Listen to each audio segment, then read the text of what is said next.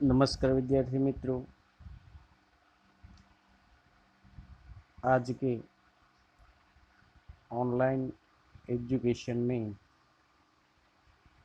आपका स्वागत है। मैं हूं डाबी प्रवीण। आज का विषय हिंदी कक्षा 12।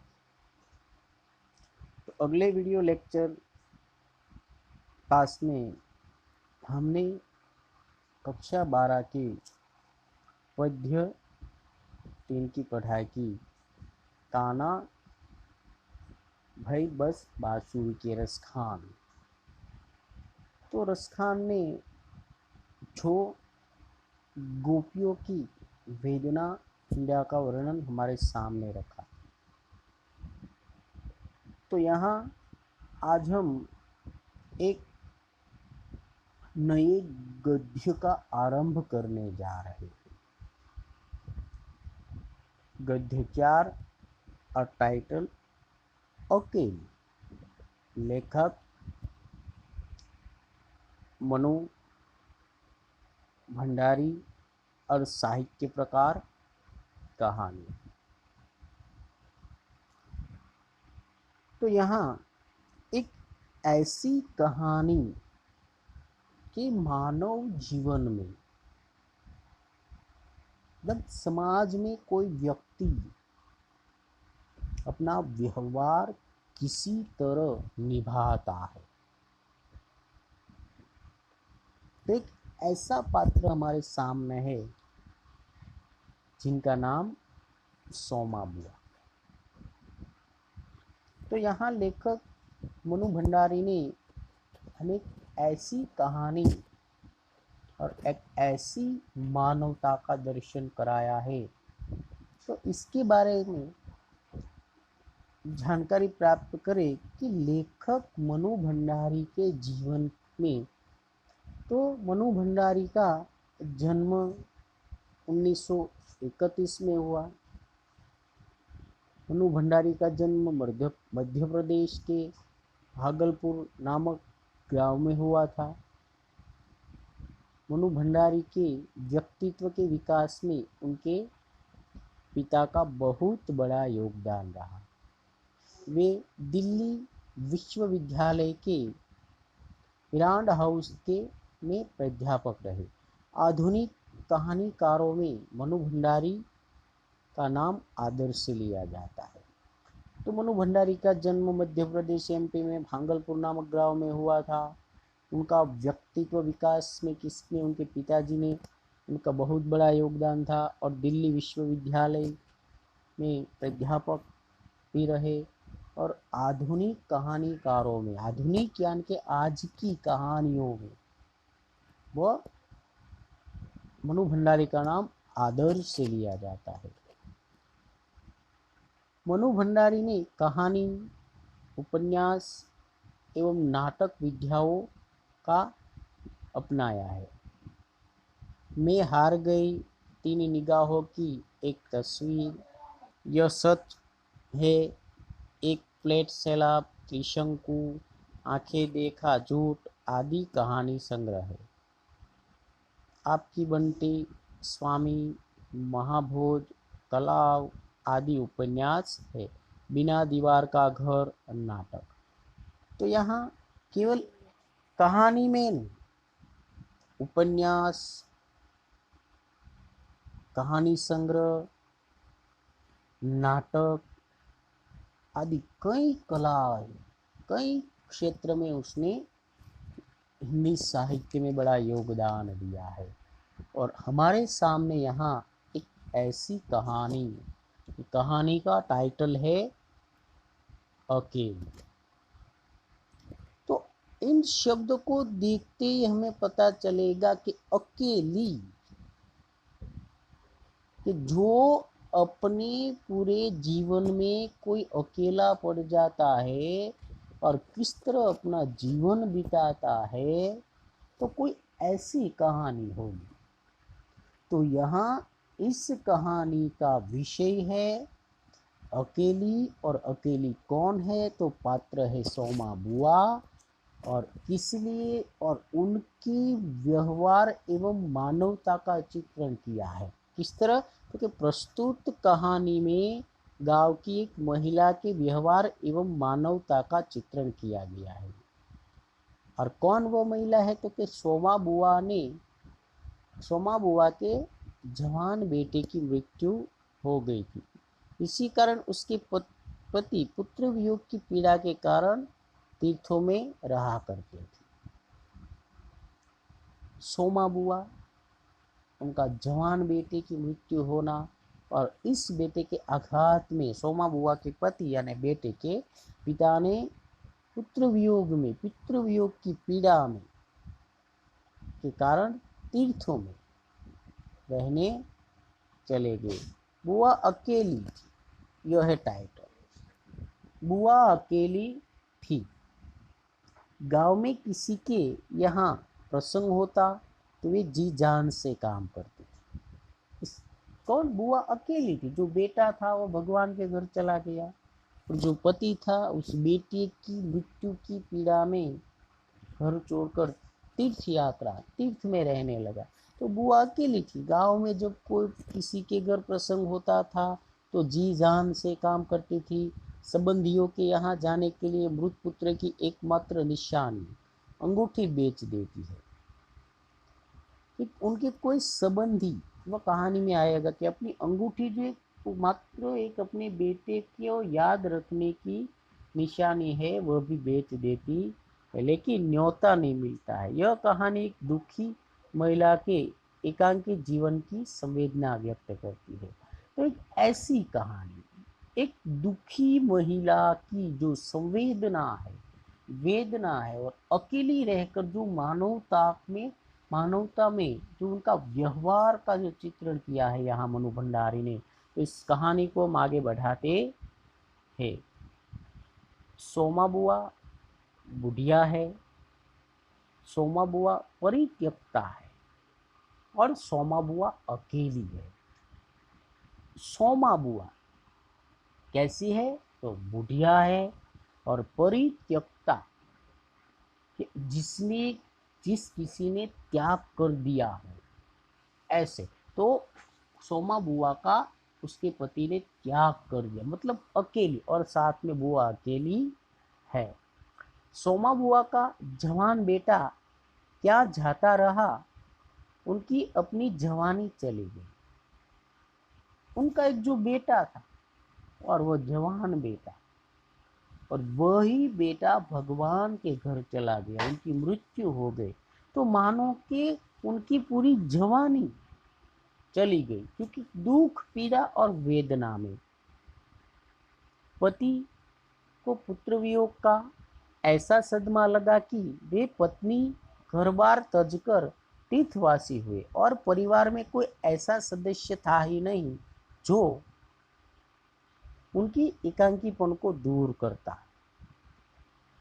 जैसे बेटे की मृत्यु हुई तो सोमा बुआ की मानो जवानी चली गई, उसी तरह उनके पिता, उसके पति, उन पुत्र वियोग में ऐसा सदमा लगा। तो इस सदमे में उसने अपनी पत्नी को, अपने घर बार को ही छोड़कर तीर्थ में निवास करने लगे, और घर में कोई ऐसा सदस्य नहीं था जो यहाँ सोमा बुआ की एकाकीपन को दूर करे। पिछले 20 वर्ष से उनके जीवन की इस एक रास्ता में किसी प्रकार का कोई व्यवधान उपस्थित नहीं हुआ।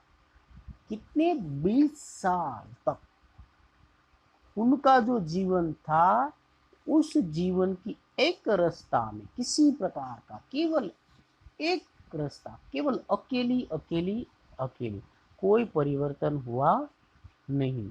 और यो हर साल 1 महीने के लिए उनके पति उनके पास आकर रहते थे। हर साल 1 महीने तीर्थवास में, जो तीर्थ में निवास करते थे अलग अलग तीर्थ में, वो 1 महीना, 1 साल में 1 महीने अपने घर आते। पर कभी उन्होंने पति की प्रतीक्षा नहीं की, उनकी राह में आंखें नहीं बिछाई। 1 साल में 1 महीना पति उसके घर आता था, लेकिन कभी भी सोमा बुआ ने उनकी प्रतीक्षा भी नहीं की और कहते हैं कि उनकी राह में आंख नहीं बिछाई। दे ना, राह में आंख बिछाना मतलब कि कोई आने वाला है और बार बार हम उसी रास्ते की ओर देखते रहते हैं, ऐसा भी कभी नहीं हुआ। और जब तक पति रहते उनका मन और भी मुरझाया हुआ रहता, दिक्कत होती थी। मनु भंडारी कहते हैं कि सोमा बुआ का पति साल में एक महीने के लिए घर आता था, तो यहाँ सोमा बुआ का पति आता था तो सोमा बुआ मन से और भी मुरझाया हुआ रहती थी। जैसे खिला हुआ फूल शाम सूर्य ढलने के बाद मुरझा जाता है, उसी तरह जब पति घर में आता था तो मुरझाया, मतलब वह मुरझाई हुई रहती, क्योंकि पति ने के स्नेहहीन व्यवहार का अंकुश उनके रोजमर्रा के जीवन को अबाध गति से बहती स्वच्छंद धारा को कुंठित कर देता था। क्या होता था कि उनके पति खुद मुरझाई हुई क्यों रहती थी, कि उनके पति का जो व्यवहार था वो कैसा था, तो कि स्नेहहीन એટલે વગરનો, સ્નેહ વગરનો એનો વ્યવહાર હતો।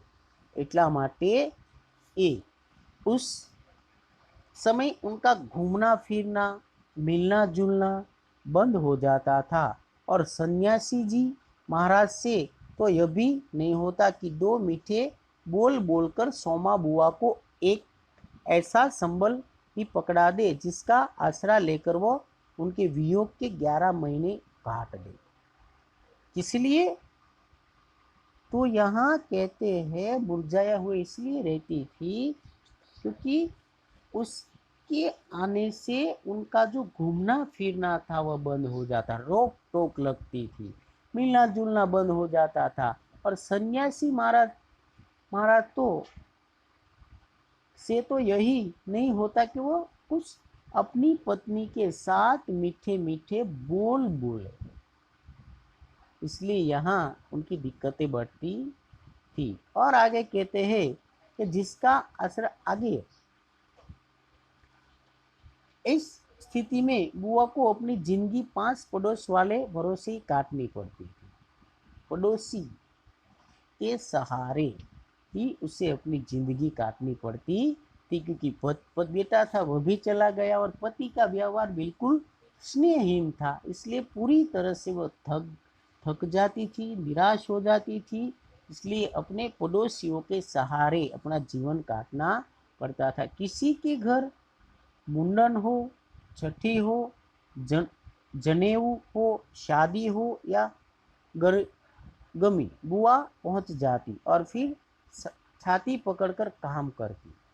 किसी के घर भी कोई मुंडन का कार्यक्रम हो, छठी हो, जनेऊ मतलब जनोई का कार्यक्रम हो, शादी हो या कोई गम का प्रसंग हो, बुआ तुरंत वहां पहुंच जाती थी और छाती फाड़कर मतलब अपना दिल लगाकर वह काम करती थी, मानो वे दूसरों के घर में नहीं अपने ही घर में काम कर रही हो। किस तरह, मानो कि वह खुद के घर में काम कर रही है, दिल खोलकर छाती चीरकर काम करती थी। आजकल सोमा बुआ के पति आए हुए हैं और अभी अभी कहाँ कहाँ सुनी हो चुकी है। बुआ आंगन में बैठी धूप खा रही है, पास रखी कोटरी से तेल लेकर हाथों में मल रही है। अभी अभी उनके पति आए हैं और अभी अभी कुछ उसके पति ने उसे कहा होगा, डांटा होगा, प्यार से बात नहीं की होगी और बुआ आंगन में बैठी धूप खा रही थी। धूप यानी कि जो तड़को की है ना, आपने पास रखी कटोरी से तेल लेकर हाथों में मल रही थी। हाथ में जो पास में कटोरी थी उसमें तेल लेकर हाथों में मल रही थी और बड़बड़ा रही थी, कुछ बोल रही थी। किस लिए? क्योंकि उसके पति ने उनके साथ को ऐसा व्यवहार किया, वो इसलिए बड़बड़ा रही थी। इसी एक महीने में अन्य अवयवों के शिथिल हो जाने के कारण उनकी जीभ भी सबसे अधिक सजीव और सक्रिय होगी। तभी हाथ में एक फटी साड़ी और पापड़ लेकर ऊपर से राधा भाभी उतरी। तो यहाँ तक हम इस कहानी को रोक देते हैं। तो यहाँ अंतिम पैराग्राफ में बताया कि अखिल आजकल सोमा बुआ के पति जो 12 महीने में, 1 साल में 1 महीने में आए थे और आते ही कुछ कहा होगा, कहा सुना, और बुआ आंगन में क्या करे, धूप धूप खा रही थी, मतलब बैठी हुई धूप खा रही थी। 5 रखी कटोरी में तेल था, उनके हाथ से अपने मालिश कर रही थी और कुछ बड़बड़ा रही। और उसी समय उनकी पड़ोसन क्या हाथ में फटी साड़ी और पापड़ लेकर ऊपर से राधा भाभी उतरती है। तो यहाँ एक ऐसी कहानी, इस कहानी को यहाँ हम रोक देते हैं और अगले वीडियो क्लास में इस कहानी को आगे बढ़ाएंगे। तो यहाँ तक कि क्या, तो कि सोमा बुआ कौन थी, सोमा बुआ की परिस्थिति कैसी थी। तो सोमा बुआ, तो यहाँ सोमा बुआ की परिस्थिति के बारे में हमने जाना। उसका पति था, वो भी बेटे की पीड़ा हमें, वेदना में, जो बेटा मर गया उसकी वेदना में घर छोड़कर तीर्थवासी हो गया। सोमा बुआ अकेली थी और 1 साल में 1 महीने के लिए उसका पति आता था। वो भी उनका व्यवहार उनके साथ कैसा था, तो कि स्नेहहीन व्यवहार था, कुछ न कुछ कहता रहता था, बाहर आना जाना घूमना यह बंद हो जाता था।